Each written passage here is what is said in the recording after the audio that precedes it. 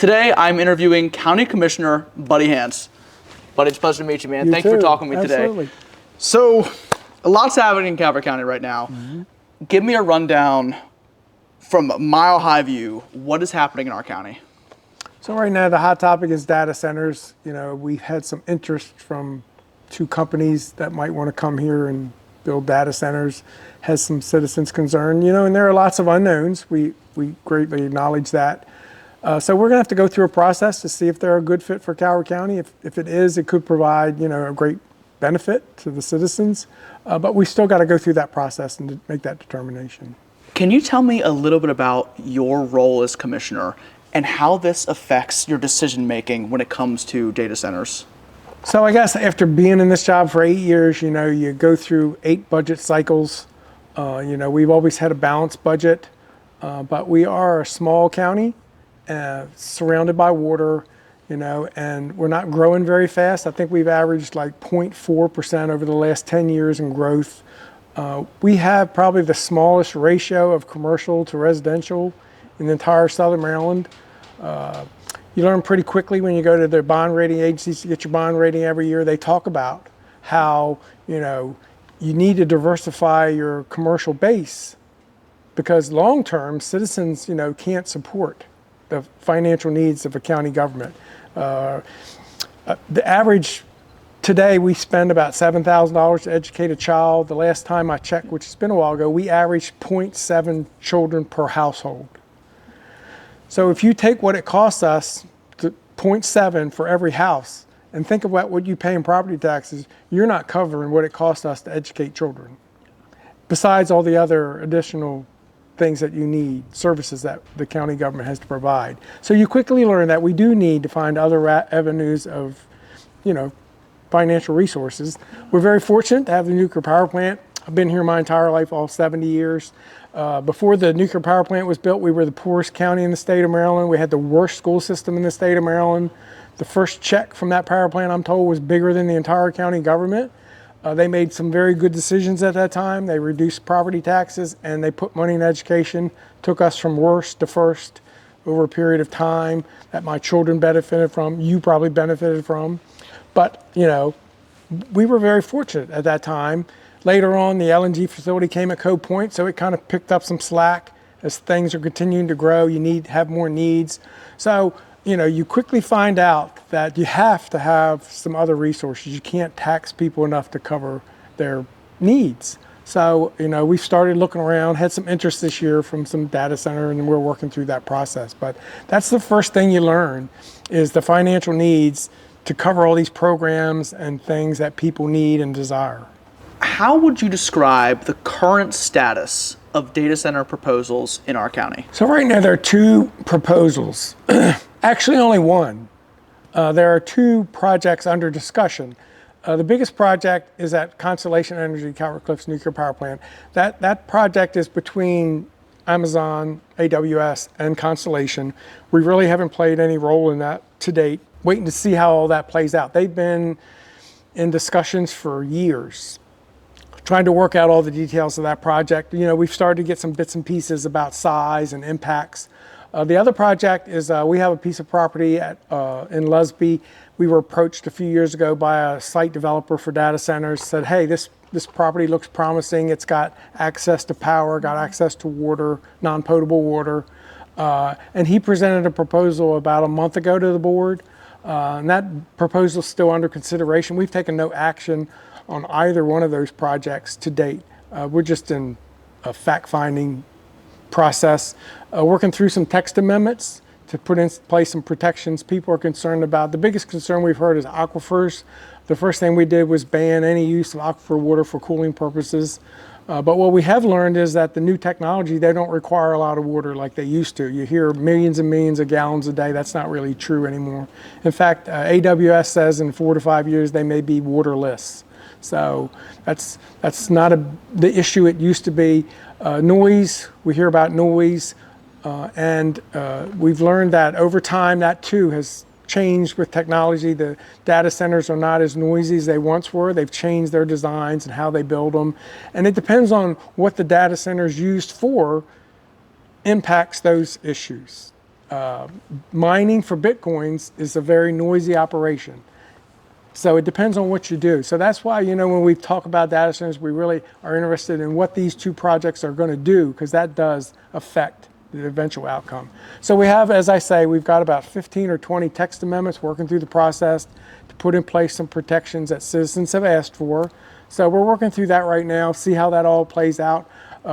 Eventually, somebody's probably going to put in an application for a site design, and then we'll really get into the meat to see if it works. If it works, it works. If it doesn't, it doesn't. But if it does work, we'll provide an opportunity for some revenue to help fund the amenities and the shortfalls in the school system and lower taxes. So it's, we feel an obligation to at least research these projects. Can you walk me through how the county evaluates a project like this? So, you start with what the client needs. So, for data centers, the topic of the day, they have to have access to power, they have to access to water. So when people say, why do they have to come to Lusby? It just so happens that the most two important pieces of this puzzle happen to be located in Lusby. And so you look at what the client needs to see if that will work in your demographics, your geography. Then you look at the impacts to see, well, what are the impacts of this project if it comes? You look at, can we mitigate? How can we mitigate those impacts to have the least amount of impact on citizens as possible? Any large project, no matter where it goes, is going to have an impact on especially those people that live close by. So you look at how you can mitigate those impacts to protect your citizens. And at the end of the day, you look to see the job creation and the revenue benefit to the county. Because without those two, then the project's never worth doing. We have to make sure that is the bang worth the buck. So for this new process that we're going through for data centers, that's what we're evaluating right now. How does a project like a data center fit into Calvert County's long-term plan? So just like the nuclear power plant or LNG or the industrial parks, it's a piece of the puzzle we just talked about. It's got to fit, and people are concerned about how long is it going to last? Is this technology in 10 years going to be obsolete and they're just going to be big empty buildings? Well, you can say that if you look in the history of this country, that has happened in many places over various industries. If you look at Cumberland, Maryland, look at the boom in town that was, back in the early 1900s, and now, they're going through a transition. So you can never, no matter what you bring, you can never guarantee it's going to last forever. You're trying to make decisions on today, what and how long a term, and you just work through that and live through that, because there's no guarantee that the nuclear power plant is going to be there another 50 years. Probably not. There's no guarantee the LNG facility is going to still be operating in another 50 years. So there's got to be something to take its place. The nuclear power plant and the LNG facility both provide $80 million a year. If something were to happen next year and that LNG facility shut down for whatever reason, where are we going to make up $60 million? People talk about you have all this money sitting in a fund balance that, you could spend, but you always have to think about what happens when you have your two main revenue resources could go away. And without having a drastic impact, you have to have savings to mitigate that while you figure out what is the next step. What type of impacts, environmental, agricultural, economic, are being considered during these conversations? So they're really, for the data center projects, there's really no impact to agriculture. And until we do an environmental study, we really won't know the environmental impacts. I've said repeatedly, until we have a project to actually evaluate, it's hard to just say, well, let's do an environmental impact study. Of what? Because we've talked about, technologies change. They're not the same as they were. They're going to be different here than they're going to be someplace else. So, those impacts are yet to be determined. And that's just part of our homework that we've got to do before anybody gets a building permit to actually build one. But you have to weigh all those different. How have you seen the community respond to this? And how do you balance different perspectives? So I think that the community, if you look at any big issue in any community, it's always the opposition that's the loudest. The people watch and they see, 5 county commissioners, they get a feel for where you are. Generally, the proponents are generally the quietest, whenever you have a meeting on a big subject. The difference today is social media. That's created this environment where people have a platform to air their grievances. Excuse me. And so, if somebody, we've watched where if somebody comes on and has an opposing view, but, people that have a different view get attacked for the majority. So, in any process like this, you're always going to hear a different story on the street than you're going to hear in a public setting. Yeah. So as any elected official, you got to weigh all that when you're making decisions. So when you're at a group setting and everybody signs up to speak is all on the same view, they don't want to hear that wait a minute, everybody here says either do it or don't do it. What do you mean you won't? Because there are 94,000 people in Calvert County. A lot of them aren't voicing their opinion in public. Some of them won't voice it at all. Some, if they get an opportunity, will voice their opinion. So when you're making a decision, it's not that you're not listening to what's in front of you. It's just all those voices are in your head, and you have to consider all those people when you're making decisions. There was a moratorium on data centers that was proposed, and you did not vote for it. Can you tell us a little bit more about your process behind that?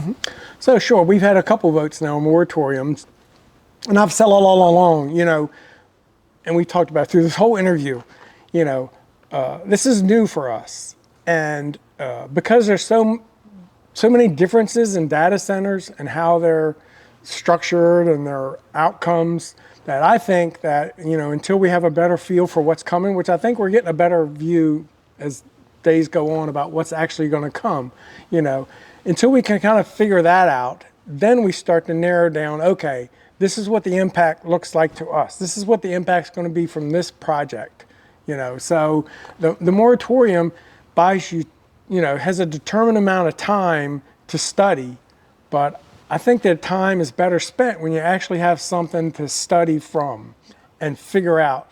We are not, Commissioner Cox and I are not opposed to doing the things that need to be done and put the protections in place. It's just a matter of how we get to that point. And having an arbitrary timeline, maybe we can get it done sooner. Maybe it'll take longer. It should take whatever time it needs to take to get those things in place, is why I have not voted for a moratorium so far. With this being an election year, how has it affected your decision making when it comes to data centers? Well, I hope it hasn't. I think that's been fairly evident. I've been open-minded in this project, and in election season, people get more vocal. They feel like they have more than an opportunity to influence your votes, but at the end of the day, you should stick to the same process you're going to use in year 1 as you're going to use in year 4. You shouldn't let a process get in the way of, your decision making, because, it's like hunting. I hunt. They tell you should never harvest an animal on the last day you wouldn't harvest on the first day. So it's kind of the same process, if that makes sense. If a project is good, or bad, you should have that position regardless of whether it's a campaign season or election season or whether you're first day on the job. Given your background in agriculture, how do you balance keeping Calvert County country with decisions like this? So I'm a 4th generation farmer here in Calvert County. I was very blessed to be Secretary of Agriculture for the state of Maryland for 7 years, which gave me an opportunity to travel around the state and the country to see certain areas of this country and state where they've not taken the opportunity to protect as much as they can.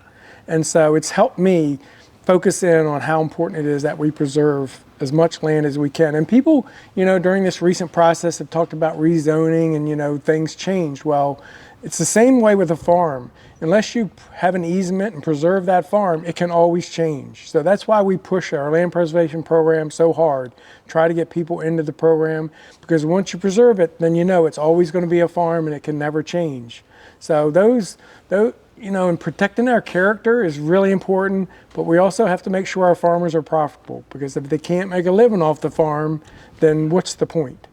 So, a lot of our farmers now have gotten into agritourism and value added, and so that's very important that as county government, we're flexible enough to allow them those opportunities to make sure that they are profitable and can continue those farms on in operation. What is the biggest misconception or piece of misinformation that you see right now about data centers that you want to address?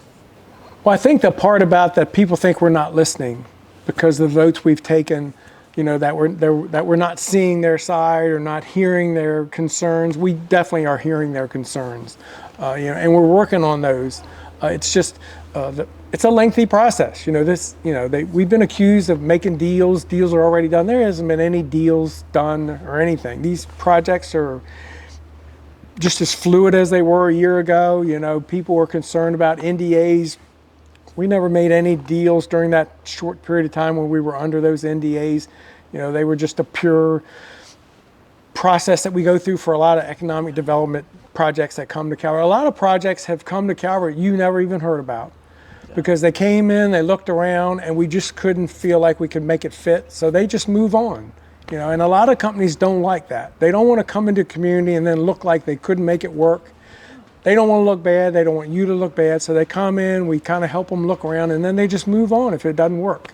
So, there are lots of reasons why things are done the way they are. But at the end of the day, you're still just trying to make the best decision, listening to everybody's concerns and issues. And I assure you, at the end of the process, we have done our best to meet all the concerns of all the citizens. What do you want Calvert County residents to know as we're going through this process? Yeah, so, I've lived my whole life in this county. I'm going to die in this county. My children are here. My grandchildren are here. I want to make sure that this county is still the same great place it is today for my grandchildren. It's hard, and it costs money to keep the rural character that we have. People think that, it's nothing, but it is something. If you ride around and look at our neighboring counties and all the industrial development that's going on, that they're doing all that trying to sustain. We have this small county here, smallest geographic county in the state, that we're trying to preserve as best we can. And while it's not the same as it was 20 or 40 years ago, it's still a good place. And that takes time, effort, and resources. And that's when I make decisions, that's what I always base my decision on, is what's going to be best for the future of Calvert County. Commissioner Hance, thank you so much for taking the time to speak with me today. I really appreciate it. If you are in Calvert County as a politician, representative on the local, state level, federal, whatever it may be, I want to speak to you. Reach out to me and let's have a conversation just like this. Thank you again, Commissioner Hance. Thank you.